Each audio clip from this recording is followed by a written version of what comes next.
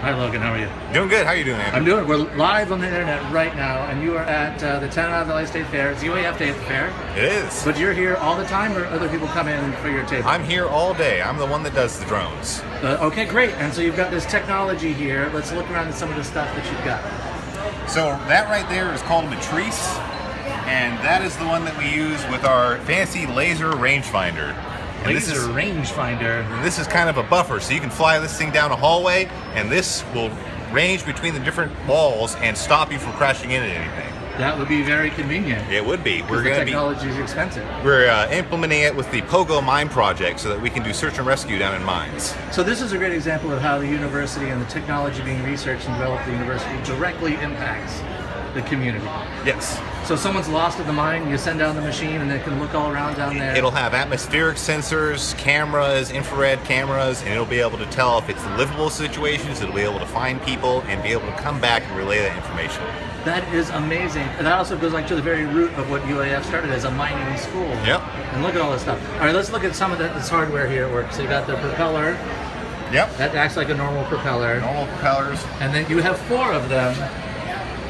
And they all operate individually, is that right? So this is a quad rotor, so you get 2 of them that spin in one direction and the other 2 spin in the other direction. That way the drone isn't just sitting there spinning around as it goes. In a normal helicopter, you have that blade sitting horizontal in the back that does that function. But when you have multiple blades, they each have to rotate against each other in an even manner. And it does that on itself. The AI sorts that out. Yeah, each motor is designed to spin a certain way, and that's the way it's going to spin. All right, you got a couple other here. I do. You got a little guy. So this one's more of an off-the-shelf piece that we try to see if we can buy things as they are and make use of them. They're good for small little missions, short range, and that you only have to do camera stuff. It's really hard to integrate different systems into this kind of closed box kind of system. So it's made for consumers, sort of pick up. Consumer level, definitely. This would be the kind of thing that you would buy off the shelf if you didn't want to know anything about the drone, just that it flies. In fact, right around the corner is a guy selling technology. They're selling that kind of stuff. And now this thing over here, this looks serious. You got 6? Is that? So yeah, this is the hex rotor. This is called the ptarmigan, and this is actually a drone that me and another student designed about 4 years ago for a quasi back when it was out at Poker Flats. I think they're running about 5 or 6 of these right now, and it's the workhorse of a quasi system. So you designed this? Yeah, me and another student, Ben drafted Neubauer. it out. Yep. Late nights, Red Bull, coffee. It took about 6 to 8 months, and this is the second prototype because the first prototype didn't survive the design process. That's the way prototypes go. That's the way it goes. So what about it are you most proud of? Is it the 6? The longevity. 6 legs, I thought this thing would fly one mission, they put it on a shelf, but this thing has flown hundreds, if not thousands of hours all over the country.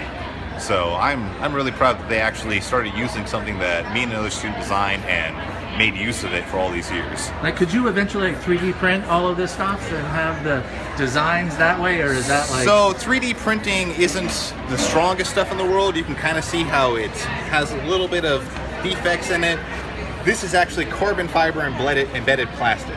So it's a level of manufacturing design that we could feasibly do, but if you can buy it off the shelf, you can focus on the more important parts of getting to be able to use it and adding in the different sensors and attachments to it, rather than worrying about, can I design a carbon fiber arm that 100 other companies around the world already do very well. And there's a brain inside here? There is a brain inside there. I can't, it's not open right now, so. It's sleeping. Yeah, it's sleeping. But it's a Pixhawk. It's a open source autopilot. So that means that all of the information, all the coding, everything for it is available free online. So if it doesn't do something that we needed to do, we can pull up the code, make the changes we need to, and send it out real quick. Have you patented this as like your invention? No. Are you selling it? No, it's not selling it. Can you turn it into that sort of I don't thing? think I could really do that. I might be able to, the problem with open source, when you try to monetize open source stuff, you start getting into a little bit of a hairy area on copyright law. But even the hardware stuff? And that... So yeah, even the hardware stuff. So it would basically be like reselling something from DJI, to where in a scientific environment it makes a lot of sense. But as a commercial endeavor, it doesn't really make as much sense to have something so modular, because most people, they want a camera. They want to come out of the box, they want to do it. They're not going to be putting on mass air spectrometers and flying around volcanoes trying to see what kind of gases come off of them. So this is a level that most consumers will never ever need to use. But is it in high demand for researchers in other places? Yes, They're calling you all the time. We don't have enough of these. During the season, outside of winter, they're always being used. When you started as a student, was this even technology that was known to Didn't man? exist. So when I first started, I didn't know how to fly drones. It was until my junior year before I started doing it. And I started off on a very simple, small 4-rotor put together with metal bars and pieces of cardboard kind of thing.